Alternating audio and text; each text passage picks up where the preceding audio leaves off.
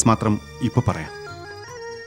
ഗൾഫിലെ ഒരു ഇൻ്റർനാഷണൽ എയർപോർട്ടിൽ നിന്നാണ് ഈ ക്ലൈമാക്സിൻ്റെ തുടക്കം.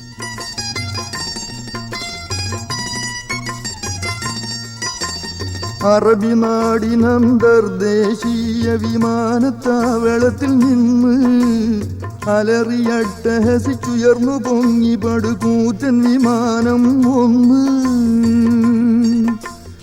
അറബി നാടിനന്തർദേശീയ വിമാനത്താവളത്തിൽ നിന്ന് അലറിയട്ടഹസിച്ചുയർന്നു പൊങ്ങി പടുകൂറ്റൻ വിമാനം ഒന്ന്.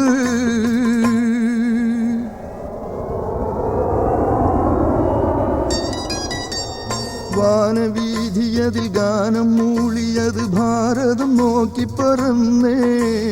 വാഹനത്തിൽ പല യാത്രക്കാരിൽ ഒരു കേരളീയനും വരുന്നേ. വാനവീഥിയതിൽ ഗാനം മൂളിയത് ഭാരതം നോക്കി പറന്നേ. വാഹനത്തിൽ പല യാത്രക്കാരിൽ ഒരു കേരളീയനും വരുന്നേ.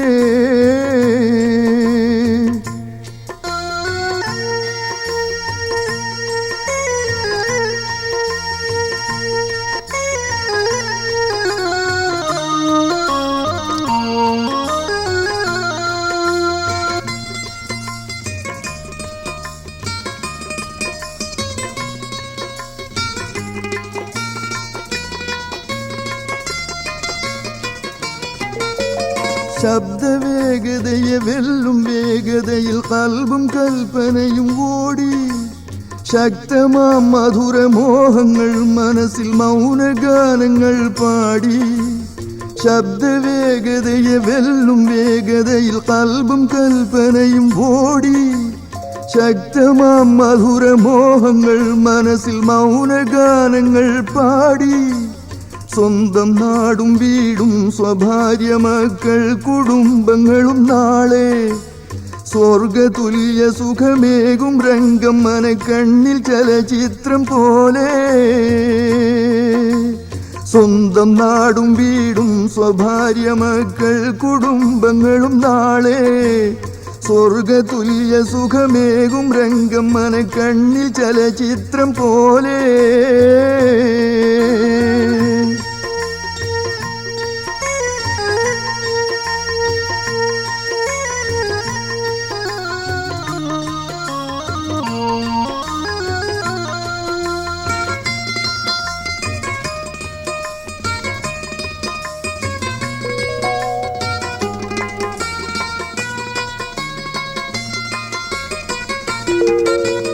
നാട്ടിൽ നിന്നും മറുനാട്ടിൽ പോയി വർഷമായി 15-ലേറെ. കൂട്ടി നോക്കിയാൽ വന്നേട്ടങ്ങൾ പലതും വാരിക്കൂട്ടിയത് പോരെ. നാട്ടിൽ നിന്നും മറുനാട്ടിൽ പോയി വർഷമായി 15-ലേറെ.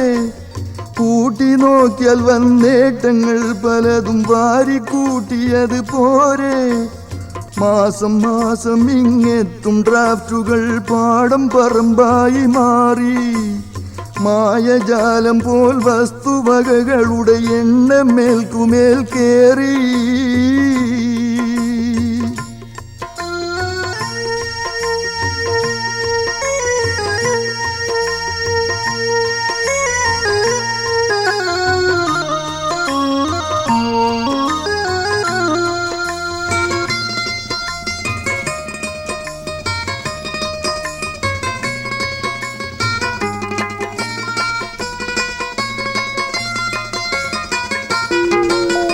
പാർത്തിരുന്ന പുര തട്ടിയാധുനിക മാതൃകയിലൊരു ഭവനം പൂർത്തിയാക്കി പല ലക്ഷങ്ങൾ മുടക്കി മാനം മുട്ടെ മണിസൗധം. വീട്ടിലെത്തിയ ഒരാഴ്ചയ്ക്കുള്ളിൽ നിറവേറും വലിയൊരഭിലാഷം. നാട്ടുകാർ കണ്ടു ഞെട്ടണം അതിൻ്റെ കുടിയിരിക്കലാഘോഷം. വീട്ടിലെത്തിയ ഒരാഴ്ചയ്ക്കുള്ളിൽ നിറവേറും വലിയൊരഭിലാഷം. നാട്ടുകാർ കണ്ടു ഞെട്ടണം അതിൻ്റെ കുടിയിരിക്കലാഘോഷം.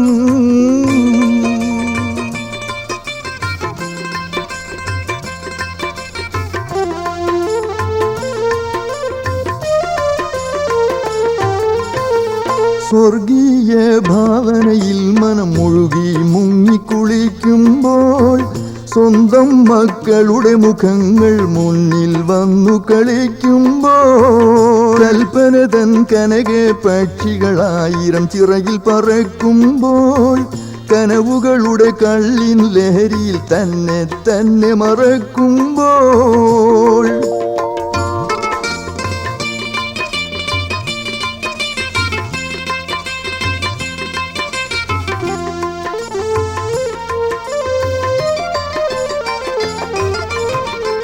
ആർത്തിരമ്പും വാഹനം മാമല നാട്ടിൽ എത്തുമ്പോൾ ആകാശവിമാനം കേരള മണ്ണിന്റെ മുഖം മുത്തുമ്പോൾ ആഹ്ലാദ പൂത്തിരി ആയിരം വർണ്ണം വിടർത്തി കത്തുന്നേ ആനന്ദത്തോടെ സ്വന്തം നാട്ടിൽ കാല് കുത്തുന്നേ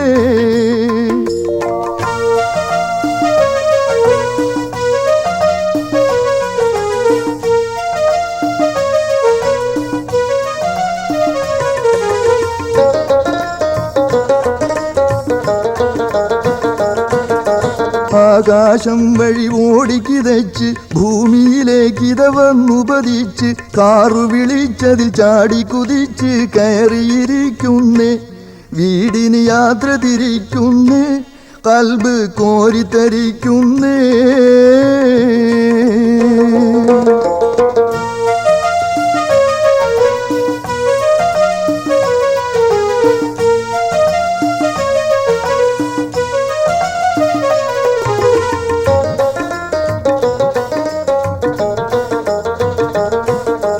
കരയിലെ തെന്നൽ പൂമ്പൊടി പാകി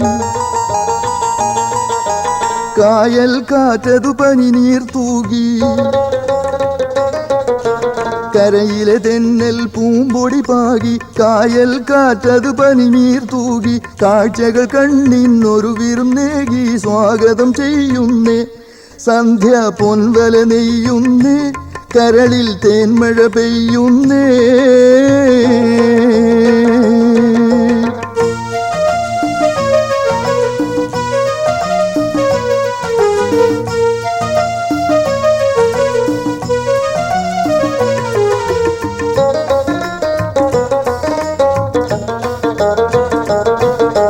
തെങ്ങിൻ തലപ്പുകൾ തെയ്യം കളിച്ച്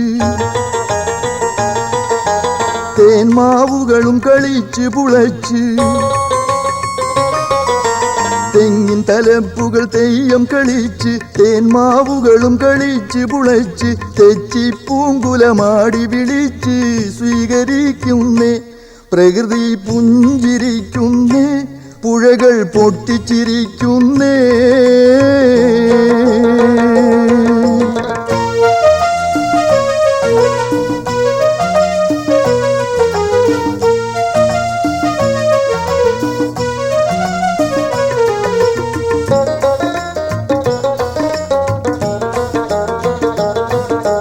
വീടുകളിരുപുറം ഓടിയൊഴിഞ്ഞ് നാടുകൾ കണ്ടിരു കണ്ണു കുഴഞ്ഞ് വീടുകളിരുപുറം ഓടിയൊഴിഞ്ഞ് നാടുകൾ കണ്ടിരു കണ്ണു കുഴഞ്ഞ് റോഡുകൾ തിരിഞ്ഞെത്തിക്കഴിഞ്ഞ് വീട് അടുക്കുന്നേ കാറ് ഗേറ്റ് കടക്കുന്നേ പടവുകൾ കേറി നടക്കുന്നേ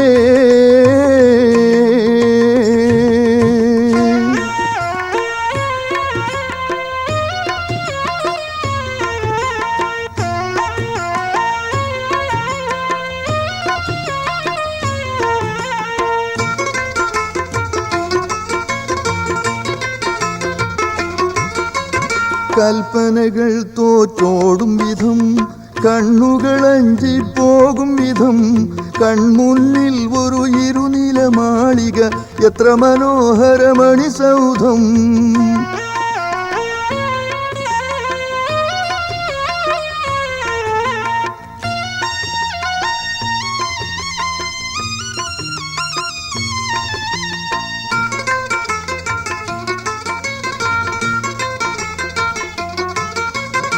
പൂമുഖവാതിലിൽ മുട്ടുമ്പോൾ പുളകം കൽബിൽ തികട്ടുമ്പോൾ പുരുഷാരം പുറത്തങ്ങിങ്ങായി കലപില ശബ്ദം കൂട്ടുമ്പോൾ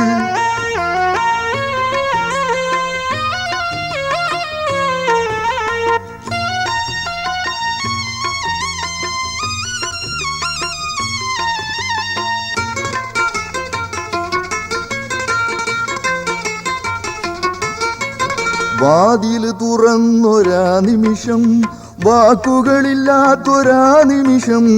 വാതിൽ തുറന്നൊരാ നിമിഷം, വാക്കുകളില്ലാത്തൊരാ നിമിഷം. വാസ്തവത്തിൽ വാർന്നൊലിച്ചു പോയി കൽബിൽ കരുതിയ സന്തോഷം. വാസ്തവത്തിൽ വാർന്നൊലിച്ചു പോയി കൽബിൽ കരുതിയ സന്തോഷം.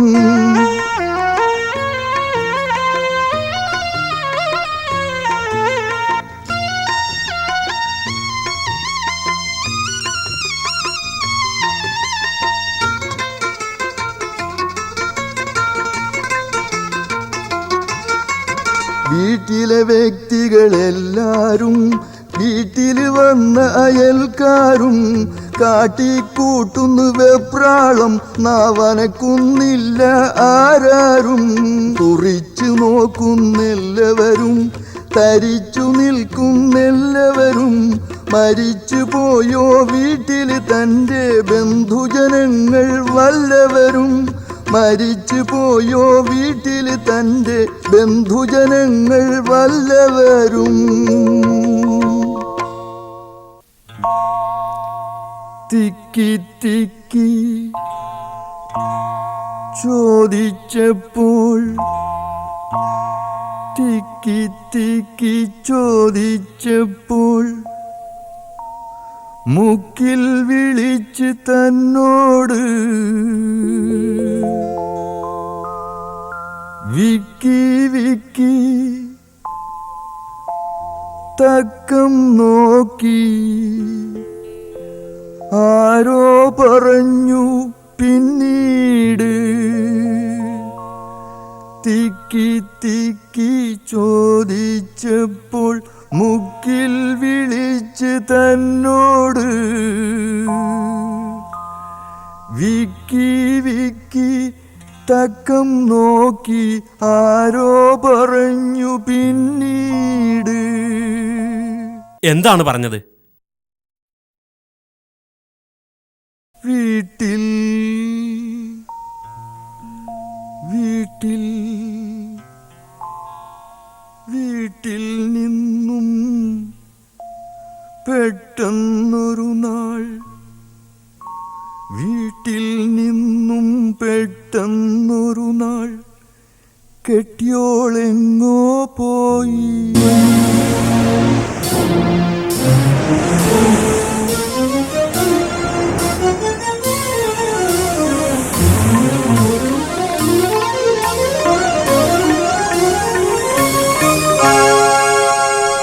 ഞെട്ടിത്തെറിച്ച് പൊട്ടിത്തെറിച്ച കൽബത് കത്തിയെരിഞ്ഞേ.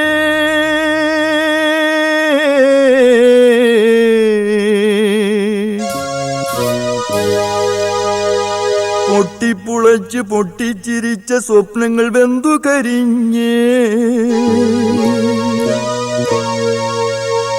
കെട്ടിപ്പിടിച്ച് പൊട്ടിക്കരഞ്ഞു പിടയുന്നു മൂന്നു മക്കൾ.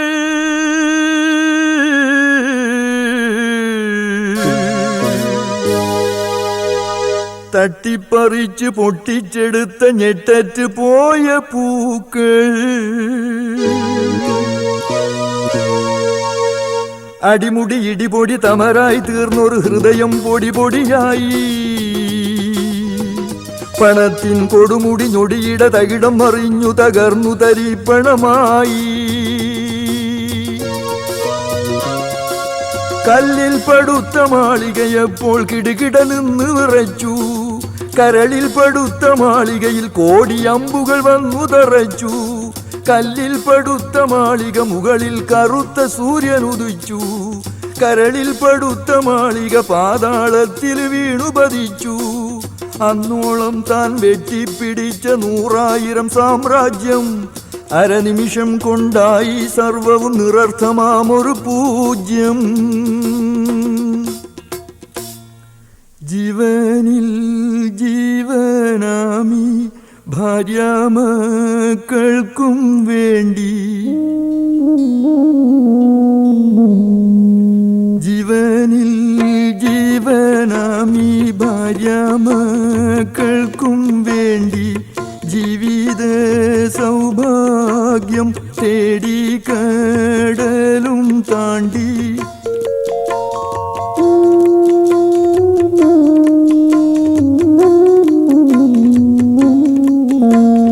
ഉടലും ഉയിരും മുഴുവൻ ഊർജവും ചിലവഴിച്ച് ഉരുകിയോലിക്കും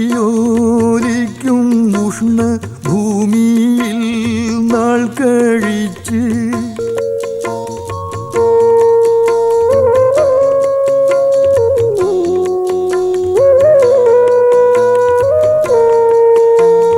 മനുഷ്യന്റെ യൗവനം ആയുസാരോഗ്യമേവം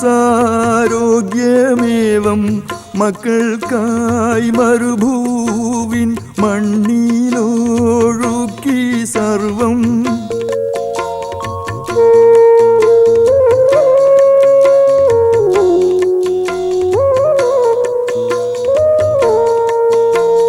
പുതിയൊരു ജീവിത ലക്ഷ്യം മനസ്സിൽ കൊണ്ട് പുലരുവോളം ഭാര്യ മക്കളെ സ്വപ്നം കണ്ട്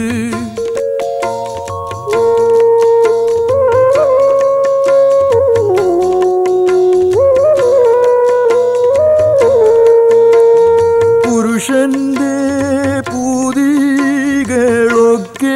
മനസ്സിൽ ഒതുക്കി പുന്നാര ഭാര്യ തൻ ഓർമ്മയെന്നും പുതുക്കി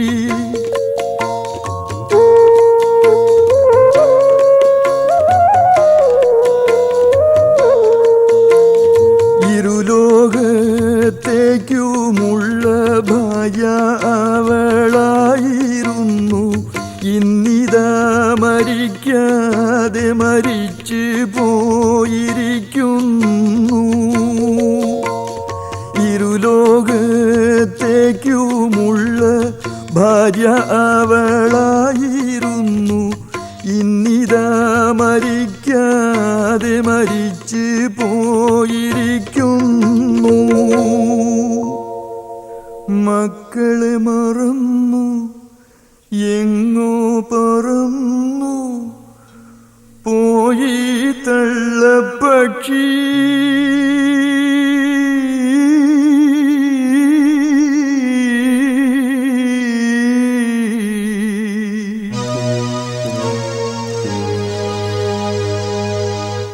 മനുഷ്യരക്തം ഊറ്റിക്കുടിക്കും ഭാര്യ എന്നൊരു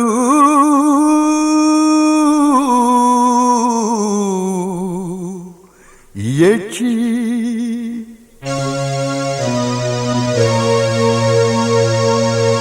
ഭാര്യ എന്നൊരു യക്ഷി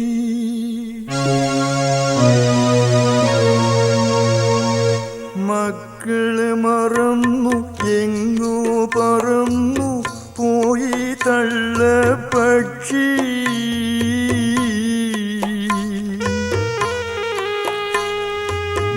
മനുഷ്യരക്തം ഊറ്റിക്കുടിക്കും ഭാര്യ എന്നൊരു യക്ഷി തീറ്റി പോറ്റിയ കണവനെ വേണമെങ്കിൽ ജാരനു വേണ്ടി തഴയും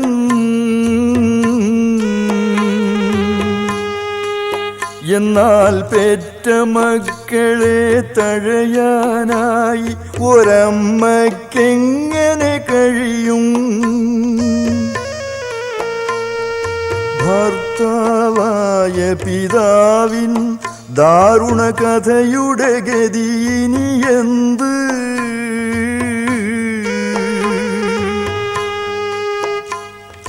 ഭാവിയും ഭൂതവും നഷ്ടപ്പെട്ട അയാൾക്കിപ്പോൾ മുഴുഭ്രാന്ത്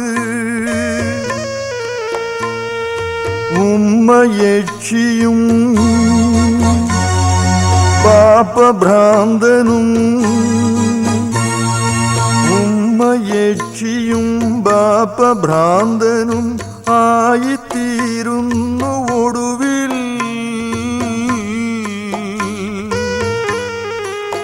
എന്നാൽ ഒന്നുമറിയാത്ത മക്കളെ ഭാവി എന്താകും അവർക്കിടയിൽ. ഉമ്മ യക്ഷിയായി ബാപ്പ ഭ്രാന്തനായി ഇരുവരും ഇരുവഴി പോയി.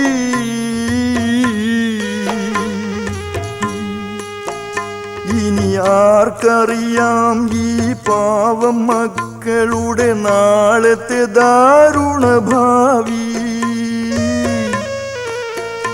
ഇനി ആർക്കറിയാം ഈ പാവം മക്കളുടെ നാളത്തെ ദാരുണ ഭാവി.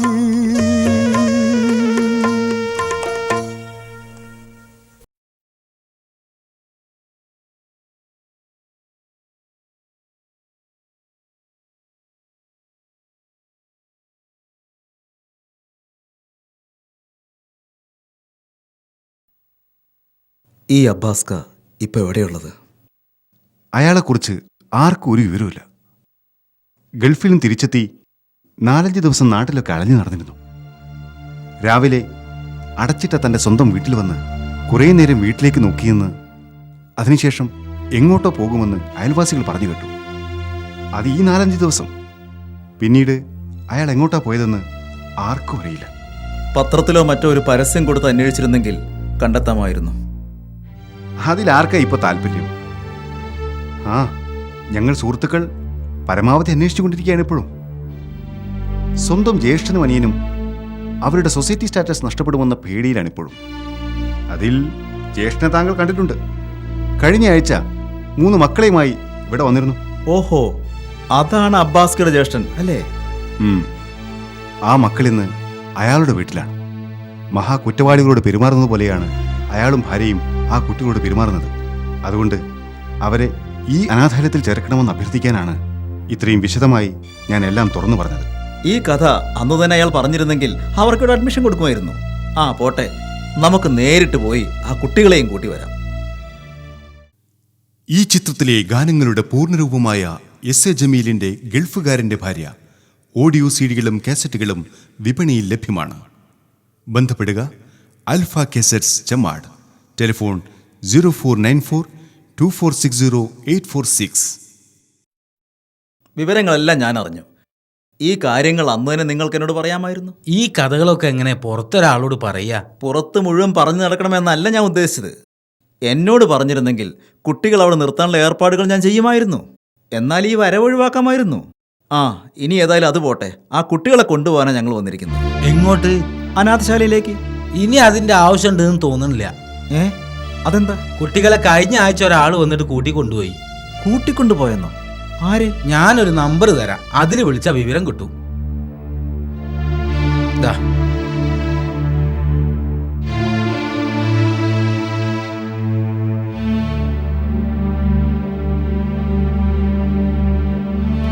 എങ്ങോട്ടാ കൊണ്ടുപോയത്?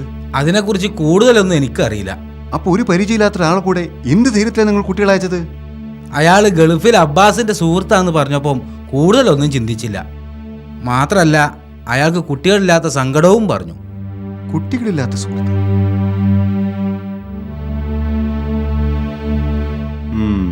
മനസ്സിലായി.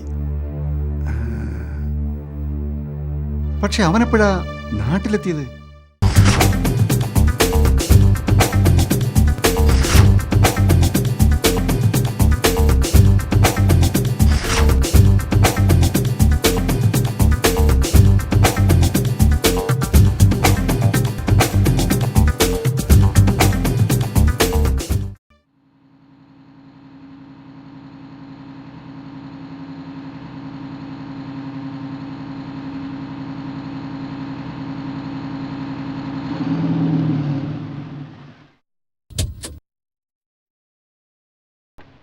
നിന്നെ ഈ സമയത്ത് നാട്ടിൽ ഞാൻ തീരെ പ്രതീക്ഷിച്ചില്ല. ഞാൻ വരുന്ന സമയത്ത് നിന്റെ വരവിനെ കുറിച്ച് നീയൊന്നും പറഞ്ഞിരുന്നില്ലല്ലോ. എനിക്ക് ലീവായിട്ടില്ല. പിന്നെ അബ്ബാസ്കയുടെ വിശേഷങ്ങൾ അറിഞ്ഞപ്പോൾ ഭയങ്കര മാനസിക സംഘർഷം. ഓരോ ദിവസവും കഴിയും തോറും കൂടി വരുന്നു എന്നല്ലാതെ തീരെ കുറയുന്നില്ല. പിന്നെ ആലോചിക്കാൻ നിന്നില്ല. എമർജൻസി ലീവിന് അപേക്ഷിച്ചു. നാട്ടിലെത്തിയ സ്ഥിതിക്ക് നിനക്ക് എന്നൊന്ന് വിളിക്കായിരുന്നു. അതിന് എവിടെയാ ഇഷ്ടാ നിന്റെ നമ്പർ? എന്നിട്ട് നിന്നെ നേരിൽ കണ്ട് അബ്ബാസ്കയുടെ കാര്യങ്ങൾ കൂടുതൽ അറിയാൻ വേണ്ടി ഞാൻ നിന്റെ നാട്ടിൽ വന്നു. അപ്പോഴാ അറിഞ്ഞത് നീ എറണാകുളത്താണെന്ന്. അല്ല, ഇദ്ദേഹത്തെ പരിചയപ്പെട്ടില്ലല്ലോ. ആ. എൻ്റെ പേര് അബ്ദുറഹ്മാൻ. ബദറുൽഹുദ യത്തീംഖാനയുടെ മാനേജറാ. ആ. അല്ല മധു, നമ്മുടെ അബ്ബാസ്കയെ കുറിച്ച് വല്ല വിവരമുണ്ടോ? യാതൊരു വിവരവുമില്ല. ഏതോ നാട്ടിൽ അലയുന്നുണ്ടാവും. അയാളെ കണ്ടുപിടിക്കണ്ടേ നമുക്ക്? നീയും കൂടി ഉള്ള സ്ഥിതിക്ക് നമുക്കൊന്ന് അന്വേഷിക്കാം. ഞാൻ ഒറ്റക്കായതുകൊണ്ട് എവിടെയാ തുടങ്ങേണ്ടത്, എന്താ ചെയ്യേണ്ടത് ഒരു പിടിയില്ലായിരുന്നു. ഇപ്പൊ ധൈര്യമായി. ആ, അതിനു മുമ്പ് ഒരു കാര്യം ചോദിച്ചോട്ടെ. എവിടെയാ നീ തട്ടിക്കൊണ്ടുപോയ കുട്ടികൾ? അവർ വീട്ടിലുണ്ട്. ഇപ്പോൾ വളരെ ഹാപ്പിയാ. ഏതായാലും നിന്നെ ഞങ്ങൾ സമ്മതിച്ചു. അബ്ബാസ്കയുടെ സ്വന്തം ജ്യേഷ്ഠനും അനിയനും ഇല്ലാത്തൊരു ഹൃദയം നിനക്കുണ്ടായല്ലോ. കേട്ടോ സാഹിബേ, ഇയാളൊരു പ്രത്യേക ക്യാരക്ടറാ. എപ്പോഴെങ്കിലും കുറച്ച് മാത്രം സംസാരം, ഇടയ്ക്കിടയ്ക്ക് തമാശയൊക്കെ പറയും.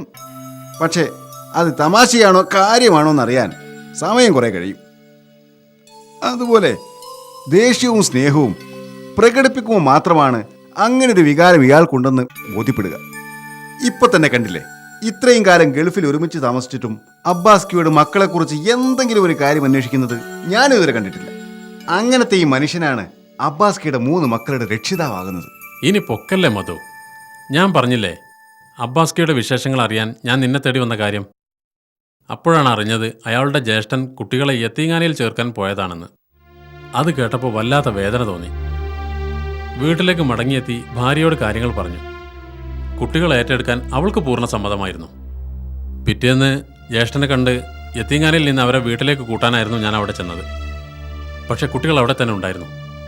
അങ്ങനെയാണ് അവരെ കൂട്ടിക്കൊണ്ടുവന്നത്. വീട്ടിലെത്തി ബാക്കി കഥകളെല്ലാം കുട്ടികൾ പറഞ്ഞു കേട്ടപ്പോൾ അക്ഷരാർത്ഥത്തിൽ കണ്ണ് നിറഞ്ഞുപോയി മധു. അത്രയ്ക്ക് പ്രസിദ്ധമാണ് അബ്ബാസ്കയുടെ ജ്യേഷ്ഠൻ്റെയും അനിയൻ്റെയും സ്നേഹം. നിങ്ങൾ നേരത്തെ പറഞ്ഞ ആ യത്തീംഖാനയുടെ മാനേജറാണ് ഞാൻ. ഇന്നലെയാണ് കുട്ടികളുടെ സ്ഥിതിഗതികൾ മനസ്സിലായത്. അതുകൊണ്ട് അവരെ യത്തീംഖാനയിലേക്ക് കൂട്ടിക്കൊണ്ടുപോകാൻ പോയതായിരുന്നു ഞങ്ങൾ. ഏതായാലും ഇനിയിപ്പോൾ അതിൻ്റെ ആവശ്യമില്ലല്ലോ. തീർച്ചയായും ഇനിയാണതിൻ്റെ ആവശ്യം. അവർക്ക് താമസിക്കാൻ ഇപ്പോൾ ഏറ്റവും നല്ലത് അനാഥശാലയാണ്. താങ്കൾ എന്താണ് ഈ പറയുന്നത്? അവരിപ്പോൾ എൻ്റെ വീട്ടിൽ വളരെ സന്തോഷത്തോടു കൂടി കഴിഞ്ഞുകൂടുകയാണ്. മധു, നിനക്ക് പറഞ്ഞു കൊടുത്തുകൂടായിരുന്നു ഇദ്ദേഹത്തോട്? ഞാൻ പറഞ്ഞിരുന്നു, പക്ഷെ ഇദ്ദേഹത്തിന്റെ കാഴ്ചപ്പാടാണ് ശരിയെന്ന് എനിക്കും ബോധ്യായി.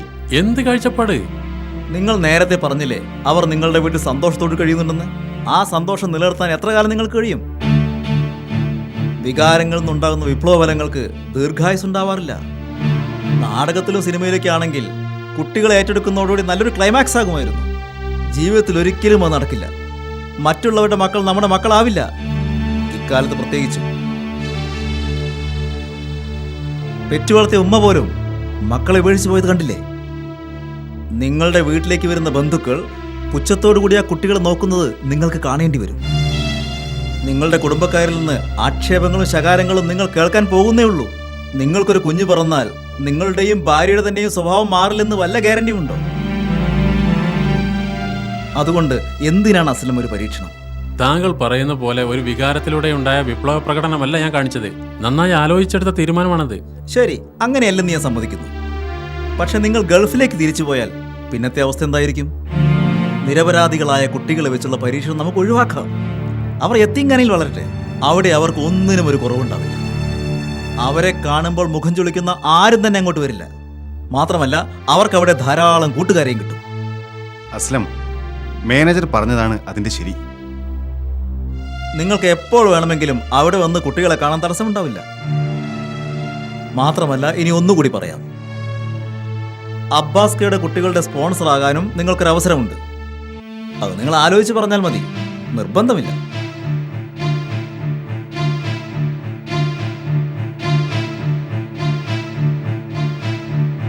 എന്തെങ്കിലും ഒരു തീരുമാനം പറയൂ. നിങ്ങൾ വീട്ടിൽ ചെന്ന് കുട്ടികളെ കൂട്ടിപ്പോയിക്കോളൂ. നിങ്ങളില്ലാതെ ഞാൻ വൈഫിനെ വിളിച്ച് പറഞ്ഞോളാം. പക്ഷേ ആ കുട്ടികളോട് എന്താ പറയാ? അവരോടെന്തും പറയാം. ഒന്നും തിരിച്ചറിയാൻ മാത്രമുള്ള പ്രായമൊന്നും അവർക്കില്ലല്ലോ. എന്നാലും നീ കൂടെ ഉണ്ടാവുന്നല്ലേ നല്ലത്. കുട്ടികളെ കൊണ്ടുപോകുന്ന സമയത്ത് അതിന് സാക്ഷിയാവാൻ ഞാൻ ആഗ്രഹിക്കുന്നില്ല. ഞാൻ നാളെ യത്തീംഖാനയിൽ വന്ന് അവരെ കണ്ടോളാം. അതല്ല അസ്ലം, ഞാൻ മധു, പറയുന്നത്. പ്ലീസ്. പോകാം.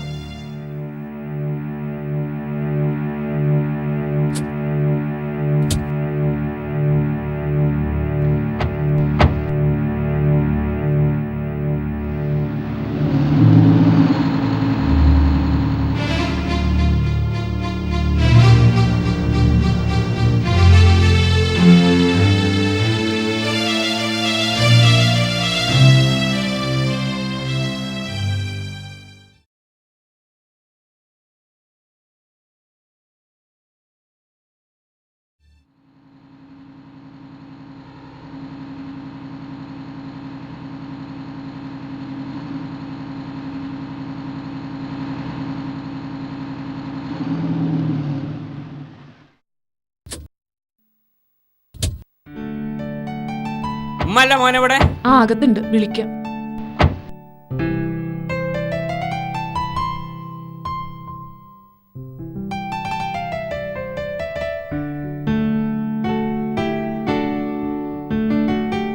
ആ കേറിയിരിക്കേ. ഞാൻ ഇരിക്കണല്ല, എനിക്ക് കുറച്ച് തിരക്കുണ്ട്. ആ ജമീല, ഇവർക്ക് നിന്നോട് എന്തോ സംസാരിക്കാനുണ്ട്. ആ നിങ്ങൾ സംസാരിക്കേ, ഞാൻ പോവാ. ശരി, താങ്ക്സ്. ആ ശരി. ഓക്കെ. കയറിയിരിക്കേ.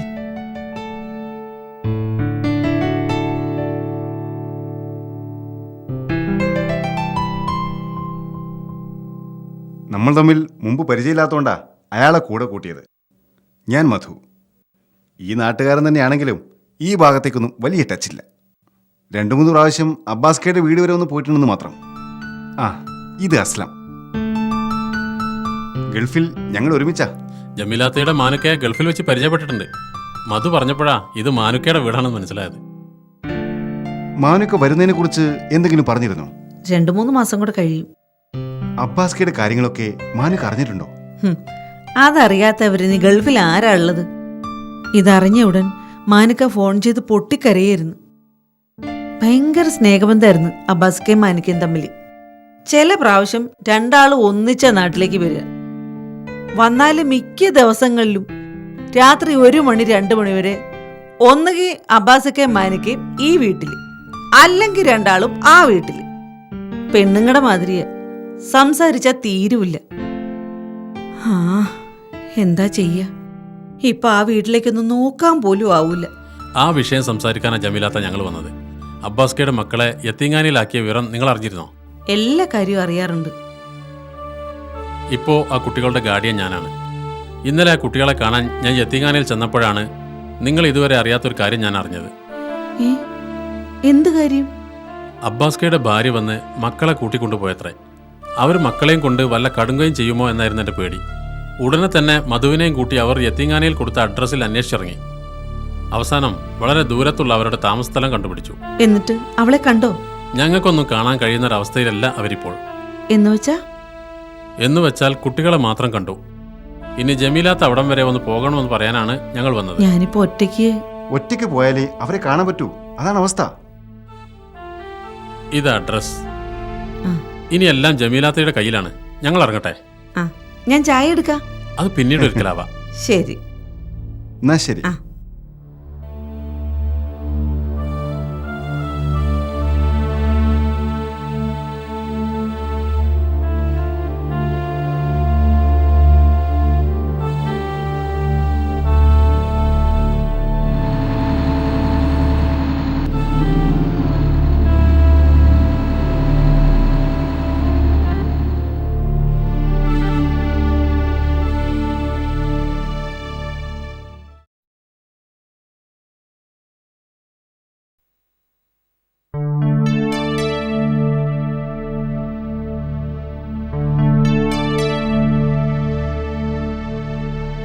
മക്കളെ പോയിക്കോ, ഞാനിപ്പോ വരാം.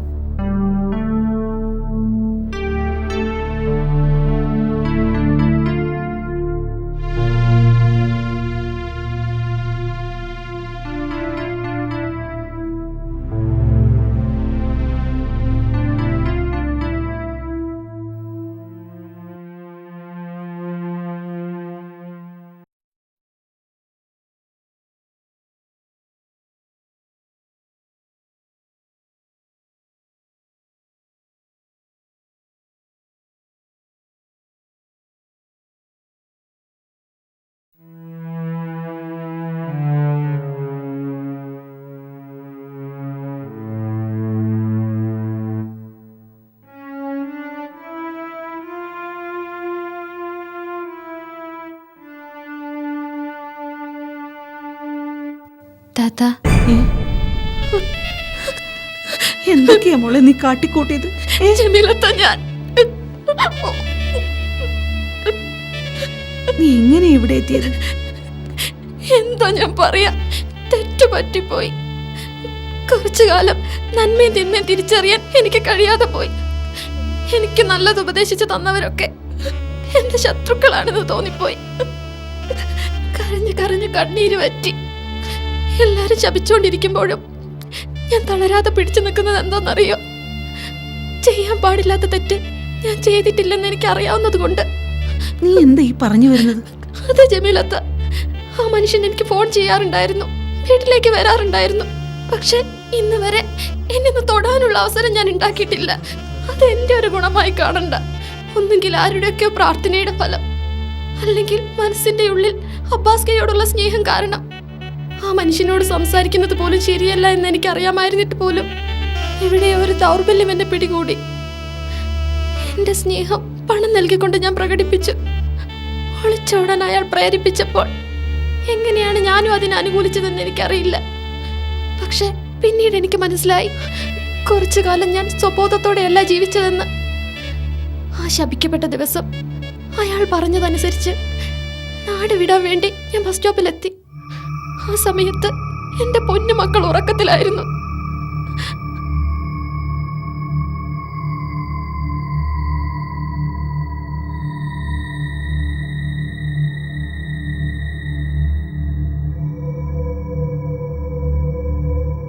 ഭാഗ്യത്തിന് എന്നെ പരിചയമുള്ള ആരും അവിടെയൊന്നും ഇല്ലായിരുന്നു.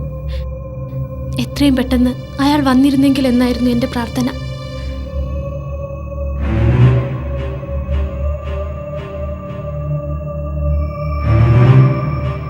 കുറെ സമയം കാത്തിരിഞ്ഞിട്ടും അയാൾ വന്നില്ല. പരിചയമുള്ള ആരെങ്കിലും കാണുമോ എന്ന പേടി എന്നെ വല്ലാതെ അസ്വസ്ഥയാക്കി.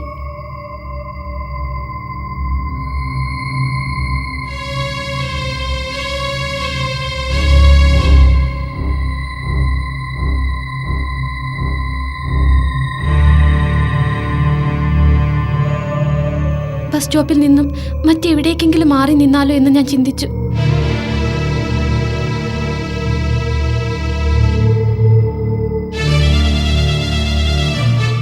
അതിനിടയ്ക്ക് എപ്പോഴും അബ്ബാസ്കയുടെയും മക്കളുടെ മുഖം മനസ്സിൽ തെളിഞ്ഞു വന്നു. ആത്മസംഘർഷത്തിന്റെ തുടക്കമായിരുന്നു അത്. അയാളുടെ കൂടെ പോണോ അതോ വീട്ടിലേക്ക് തന്നെ തിരിച്ചു പോണോ എന്ന ചിന്തക്ക് ഉത്തരം കിട്ടാതെ മനസ്സ് ചാഞ്ചാടിക്കൊണ്ടിരുന്നു. മഹാ തെറ്റാണ് ചെയ്യാൻ പോകുന്നതെന്ന് മനസ്സുറക്കെ പറഞ്ഞുകൊണ്ടിരുന്നു. അവിചാരിതമായാണ് അവിടെ സ്ഥാപിച്ച ഒരു ബോർഡിലേക്ക് എൻ്റെ ശ്രദ്ധ പതിഞ്ഞത്.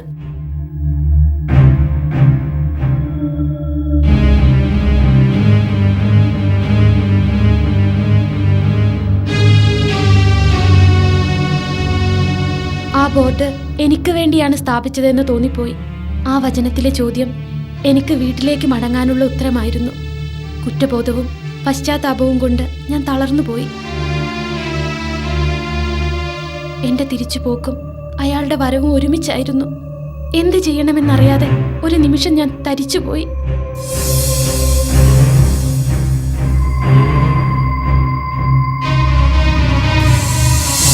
പെട്ടെന്ന് ഞാൻ അവിടെ നിന്നും മാറി.